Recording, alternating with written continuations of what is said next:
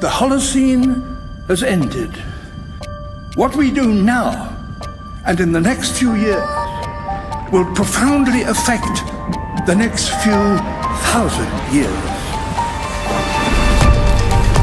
The only conditions modern humans have ever known so far are changing, and changing fast. Nothing stays the same on this planet. Everything changes. The Earth is going into one of these jumps, and you don't know what is going to be on the other side of those jumps. The Earth is always jumping.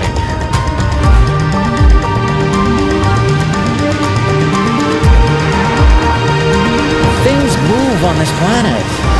Things are not still. Everything is turning.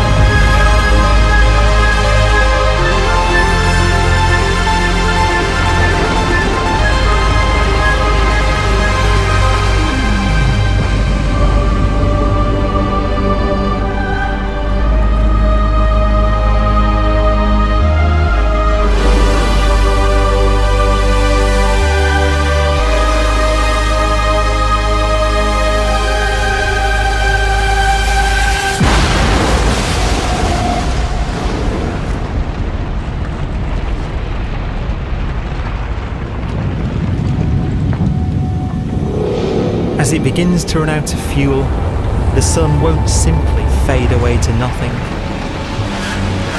Its core will collapse, and the extra heat this generates will cause its outer layers to expand.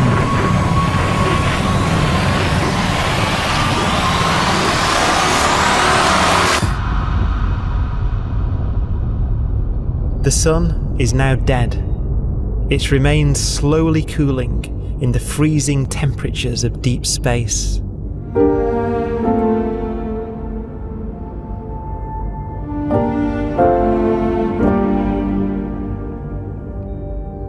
The fate of the sun is the same as for all stars. One day, they must all eventually die, and the cosmos will be plunged into eternal night. All stars eventually will run out of fuel. The temperature of the universe drops. The stars, one by one, in the night sky, will turn off. And there'll be no more new stars created. And so that the universe will end not with a bang, but with a whimper. And not in fire, but in ice.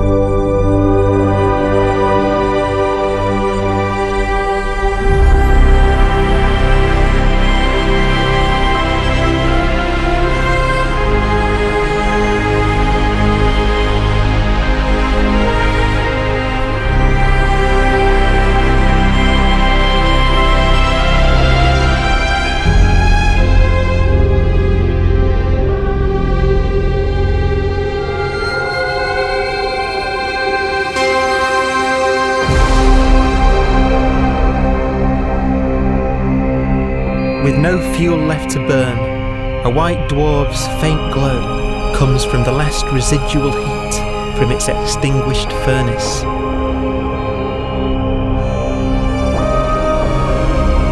Looking at it from where the Earth is now, it would only generate the same amount of light as the full moon on a clear night.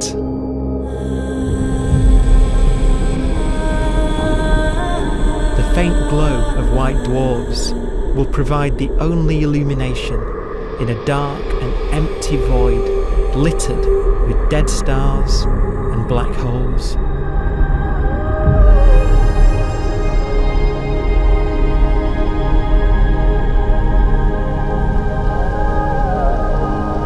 ways, it's kind of a ghost universe. It's the corpses, the zombie stars, that will take us into the future.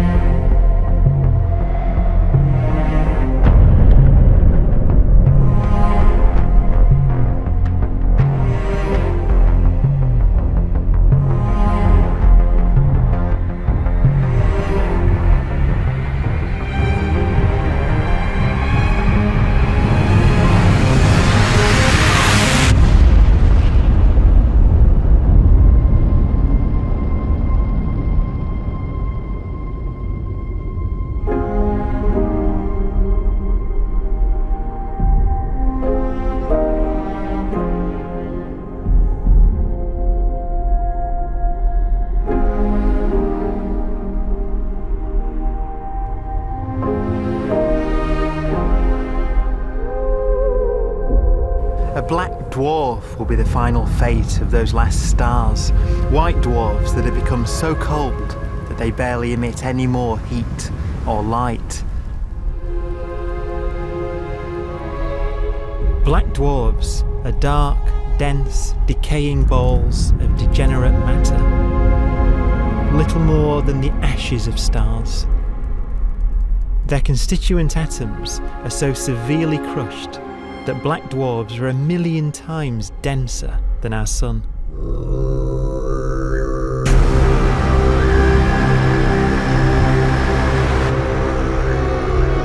Stars take so long to reach this point, we believe there are currently no black dwarfs in the universe.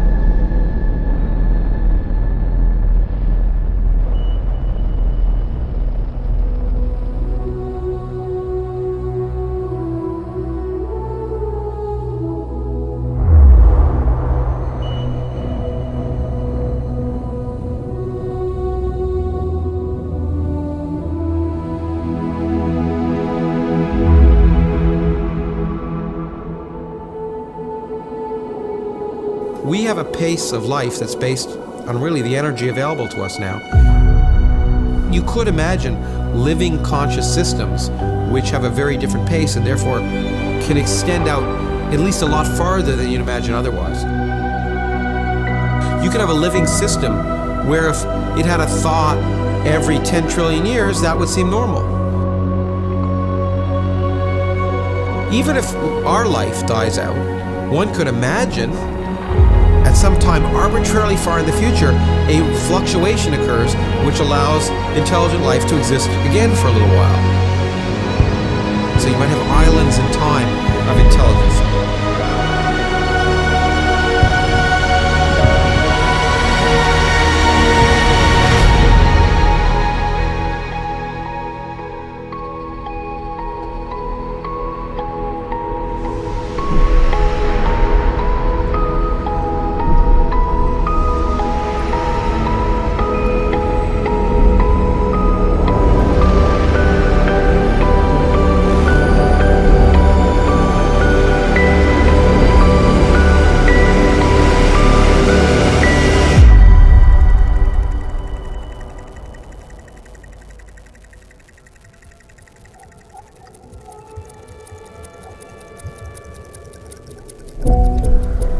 Proton, one of the fundamental building blocks of atomic matter, what makes us up, can just spontaneously fall apart. Any material that evades the pull of a black hole eventually dies away as its protons disintegrate.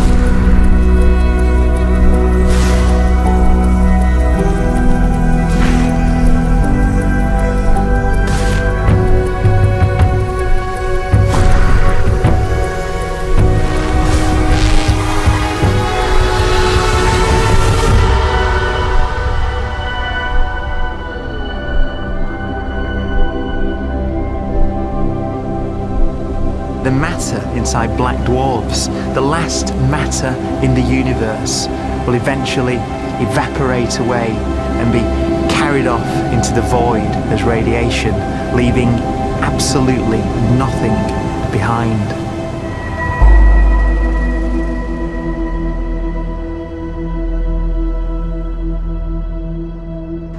With the black dwarfs gone, there won't be a single atom of matter left. All that will remain of our once rich cosmos will be particles of light and black holes.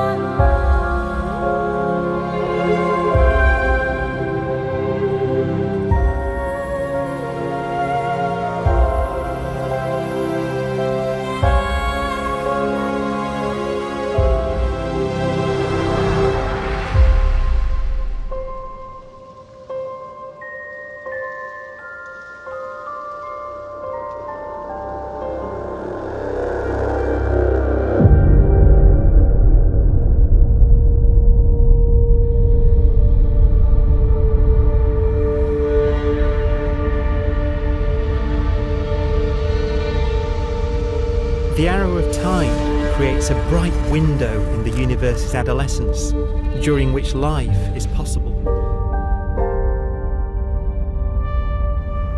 But it's a window that doesn't stay open for long. As a fraction of the lifespan of the universe, as measured from its beginning to the evaporation of the last black hole, life, as we know it, is only possible for 1,000th of a billion billionth billion billion billionth billion billion billionth of a percent.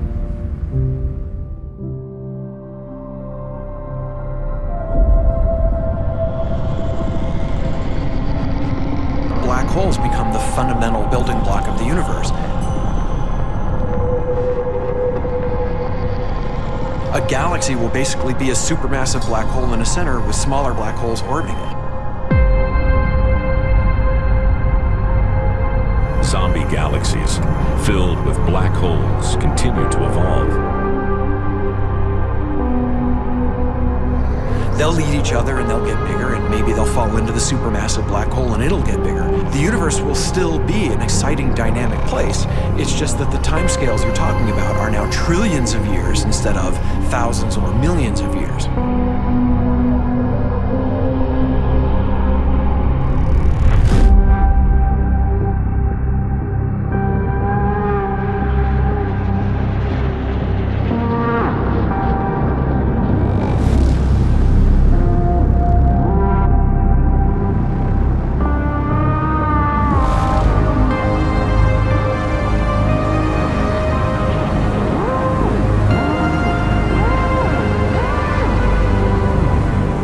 Black holes can bang on space-time like mallets on a drum.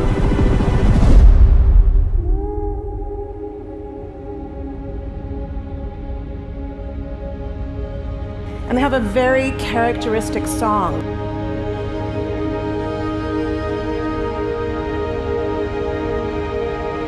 Imagine two black holes that have lived a long life together. At the end of their lives, they're going around each other, crossing thousands of kilometers in a fraction of a second. As they do so, they leave behind in their wake a ringing of space, an actual wave on space-time.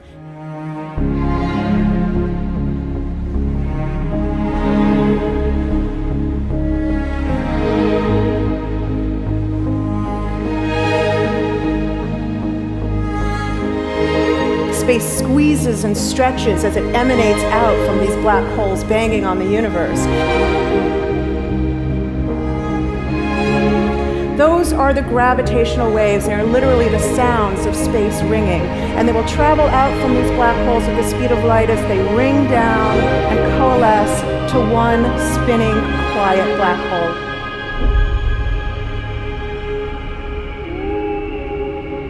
If you were standing near enough, your ear would resonate with the squeezing and stretching of space. You would literally hear the sound.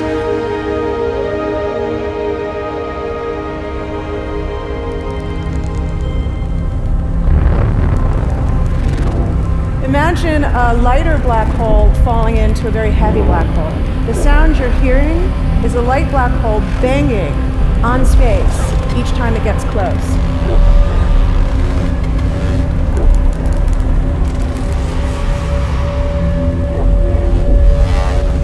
As it falls in, it gets faster and it gets louder.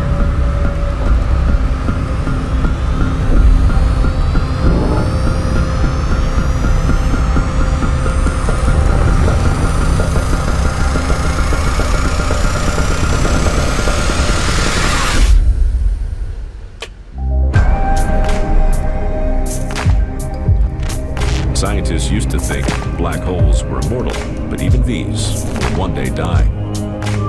Now we're talking about timescales of unimaginable length, quadrillions of years into the future. On that timescale, even the black holes begin to evaporate.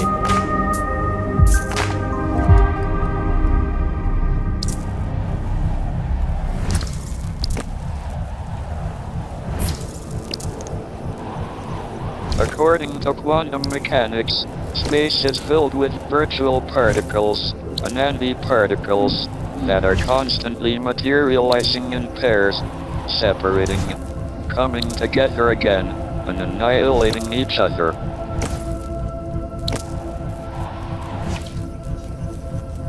In the presence of a black hole, one member of a pair of virtual particles may fall into the hole, leaving the other member without a partner with which to annihilate.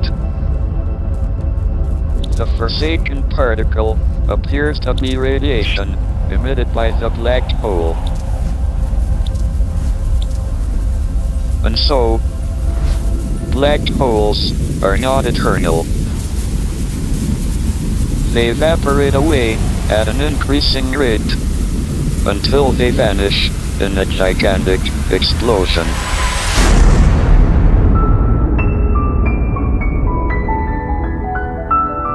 Quantum mechanics has allowed particles and radiation to escape from the ultimate prison, a black hole.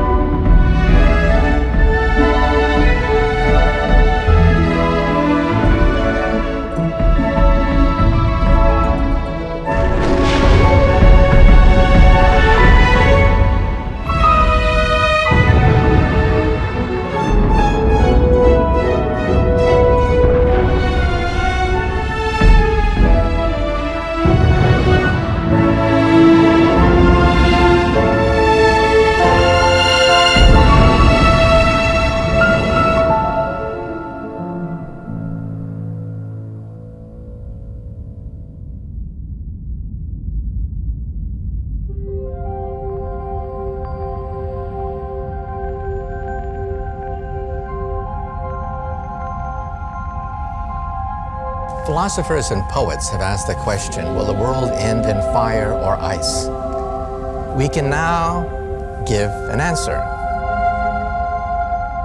The latest evidence shows that the universe is not slowing down, but it's speeding up out of control. And the universe, we think, will die in ice. Trillions upon trillions of years from now. Empty space itself has energy. In every little cubic centimeter of space, whether or not there's stuff whether or not there's particles, matter, radiation, or whatever, there is still energy even in the space itself. And this energy, according to Einstein, exerts a push on the universe. What is the weird stuff that's accelerating the universe? We call it dark energy. And this stuff is the dominant stuff of the universe. Almost 3/4 of the matter-energy content of the universe is this dark energy. And we don't know what it is. Dark energy, unlike matter or radiation, does not dilute away as the universe expands. This has crucial implications for what the universe is going to do in the future. So what will be the future of the universe? Well, if the dark energy remains dominant and repulsive, the universe will expand forever.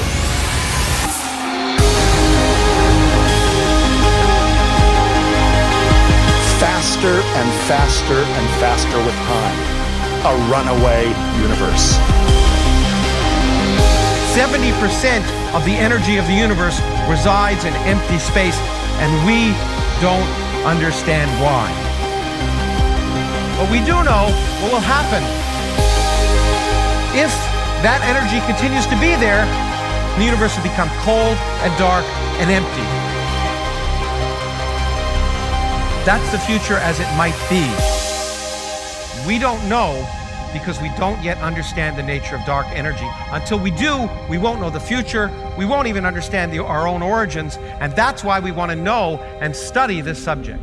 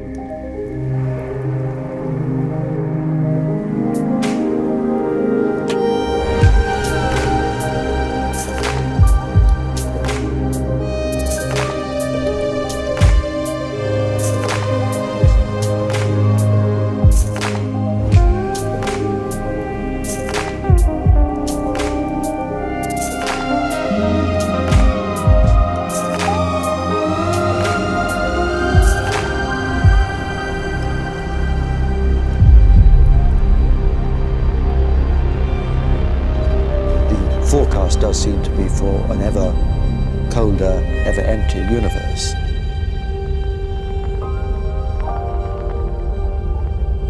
But then, of course, we have to ask, could that end lead to a new beginning?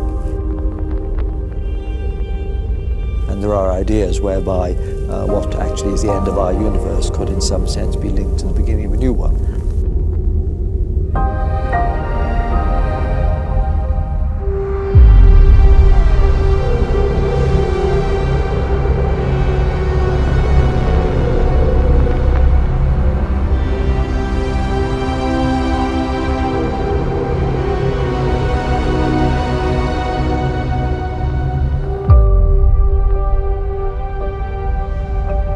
We've worked out the mathematics, the equations. They seem to say that if you have an atom smasher that can concentrate tremendous amounts of energy at a single point, you can perhaps open up a gateway, a baby universe.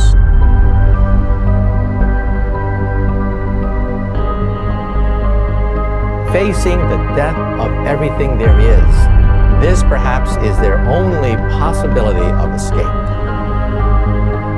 And this also raises a very intriguing possibility, sheer speculation of course, that perhaps any universe that has intelligent life in it will create baby universes, will create lifeboats, and proliferate child universes. So an evolution may take among universes in the multiverse. Survival of the fittest may take place. So those universes which do not have intelligent life are infertile. They have no children. But those universes that have mild temperatures, stars like us, would create civilizations that could open up child universes, and they would then proliferate.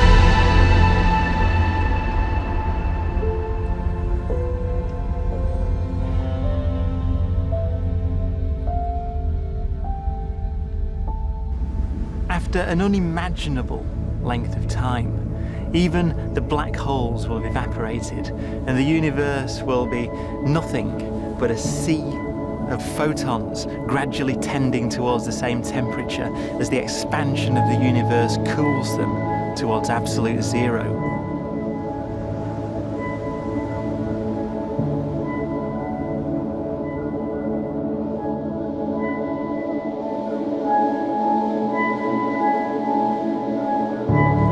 Once the very last remnants of the very last stars have finally decayed away to nothing, and everything reaches the same temperature, the story of the universe finally comes to an end. For the first time in its life, the universe will be permanent and unchanging. Entropy finally stops increasing because the cosmos cannot get any more disordered. Nothing happens, and it keeps not happening forever.